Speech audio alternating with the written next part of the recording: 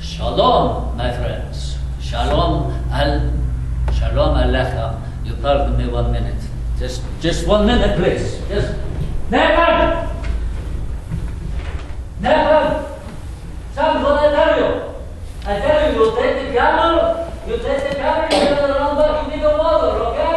You do that. No, you do it now, Nathan. Hey, do not look at me like this. I'm your father, okay? Okay. Good. Oh, this boy, I tell you.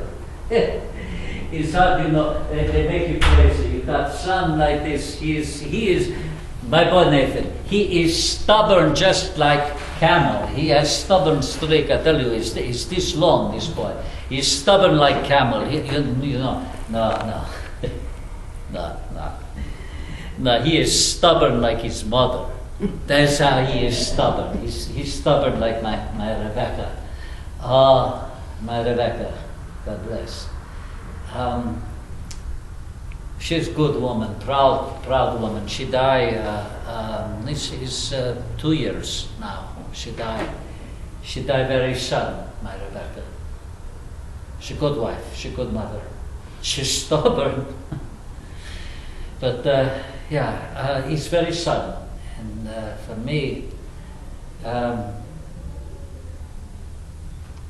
for me, world just get dark, Stars do not shine like they used to. The sun, it doesn't shine like it used to. No, not since Chico. And but the boy, he just like her. He do his own thing, He's stubborn. Some time ago, I tell you this story. This is why I come here tonight. I tell you this story. I tell him, I said, young man, you get old now. I said, this I want you to do. I have something very important for you. I want you to take water jug, big water jug that we use for camel and for wash and everything. You take it outside the city and you wait. There are 2 men going to meet you. Now, the boy, of course, he does not want to do this. And I explain this, in my culture, here in amongst our people, they carry the water, the boy not do. This is not man job. This job for woman. Woman carry the water. So the boy, he don't want to do, But I said to him, I said, look, Nathan, this is very, very, very important that you do this. There is a very important man going to come to our house. He's great rabbi. He is Yeshua, we said. Jesus, I think you call Yeshua of Nazareth. And he is very great teacher, very great rabbi, and holy man. And you go out there. Now, it's time to celebrate Pascha. Pascha in Yerushalayim, in our capital city. Very big holiday. We celebrate when Moses take the people out of Egypt, the slaves, and they go out to the freedom, and there was big celebration, Everybody, they come to Yerushalayim to make sacrifice at the temple. It's very big holiday. All kinds of women there, they carry the water. Nobody notices. But they see young men carry water. They say, aha, okay, this is something different. So they know who he is. Okay? So I tell him it's very important. Now he's Mr. Big Shot, he got some big job to do, so and has mystery to it, right? So now it's not women's work anymore. Now it's important. But I tell him, you don't remember too much when your mama died. You don't remember this Jesus. But I tell you how I meet him. My Rebecca, I tell you, my Rebecca. When she passed, I'm very sad. And, I don't want to eat. I don't want to have nothing to do with the children. I do nothing. So Rebecca have 2 friends, Mary and Martha. They live in Bethany. It's not far from there. They say, Aaron, you cannot live in darkness all this time. Maybe you come up to Bethany. You bring Nathan. It's good for you. You come stay with us. It make you feel better. And I don't know what to do, so I go. I like these girls. I like the brother, Lazarus. He's a very smart man. So I go up there, and another guest in this house they have is this Jesus. Now, I don't know who this guy is, okay? I don't know this Jesus. I'm not heard of him. But I feel like I know him all my life. I feel like he knows me. I feel like he is brother to me somehow. And what I love about this man is he don't bother me. Religious people, they try and make you feel better. You have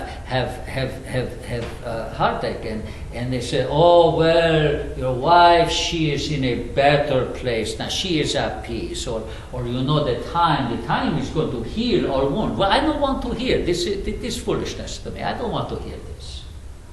I want to be by myself. And this Jesus, he waits. And when I am ready to talk, he is ready to listen. And when I am ready to listen, he is ready to talk. And I don't tell you what he say. I don't tell you what we talk about together. But I owe this man. I owe this man. Because I feel then that my Rebecca and I, someday we see each other again. We will. And yes, I am still very sad, but now I am hopeful. Because God made a masterpiece in my Rebecca. And God would not leave this piece of art in the dirt, in the tomb. Stubborn piece of art, but God bring her to me to her someday. And I know this. And because I know this from this Jesus, I love this Jesus. I love this man. I do anything for him. I take his arm cut off, I do it for him. I die for him. And he says, last time he in Jerusalem, he said, Aaron, you do me a favor. I said, anything for you, Rabbi, I do for you. And he says, when I come for the Passover, may I have room in your inn? Of course. Rabbi, you have best room in my inn. You have upper room. Everything take care of for you. And so I send my son out and to meet his friends, his disciples. And when Nathan is gone, I prepare upper room. Everything for this holy meal, perfect. Because the king is coming. If the king is coming, you want everything in the house, to be as good as could possibly be. Now Jesus is not a king like this. He's not a king. But he's wiser than a king. And he has bigger heart than king. So I make everything right.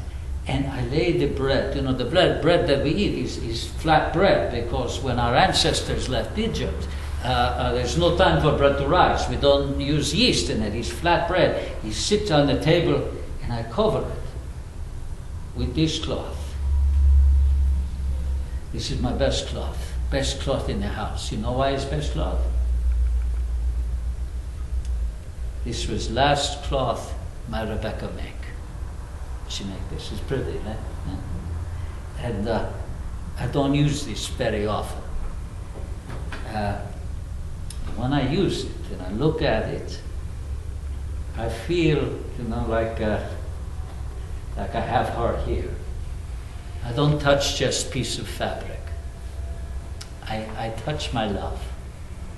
And maybe you understand this if you have ever had loss in your life. And if you've never had loss in your life, you're going to have loss in your life. So you understand this someday. But this is what I use for Jesus and friends. But now the boy, he come back and he's got two men. And the taller man says, the rabbi asked, where is the room where I may eat the Passover with my disciples? Now this is a code word. This I know who he is. I said, oh yes, you with Jesus.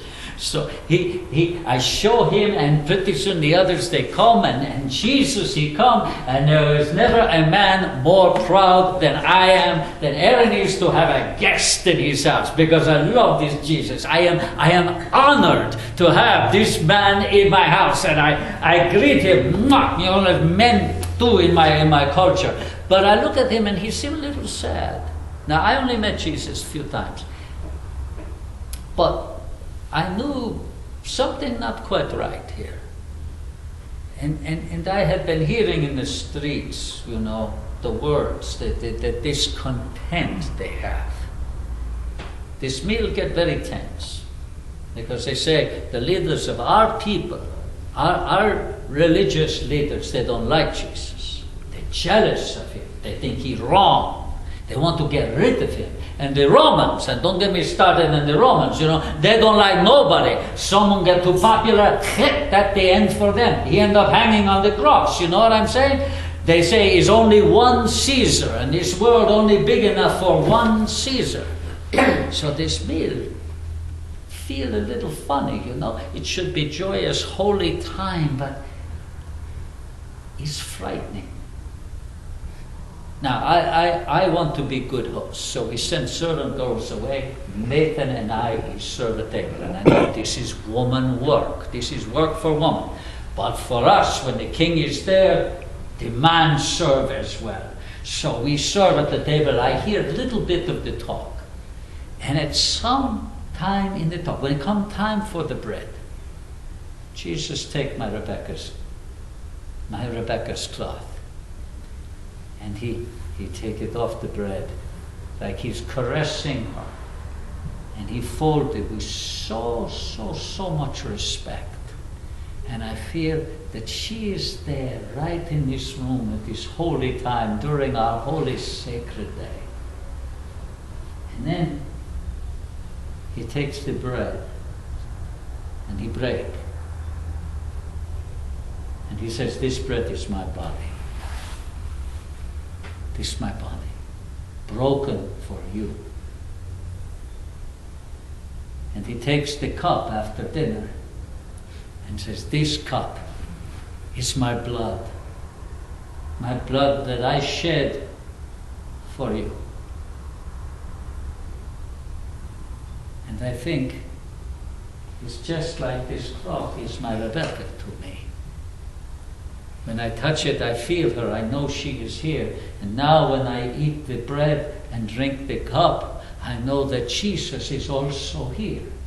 I feel him with me. Even if I don't see him, I know he is here in this food. And I cannot wait to have him come back to my house again. But he not come. That night they take him and they arrest him. And the next morning they kill him. They hang him on a cross. And his body is broken like the bread. And his blood, it pour out on the ground like the wine. They kill him.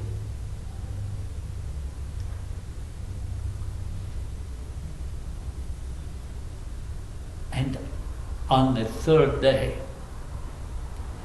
all of his disciples are up in my upper room. And he is with them again. He is with them again. And this is not man's work or woman's work. This is God's work. And all I say is, Amen. Hallelujah.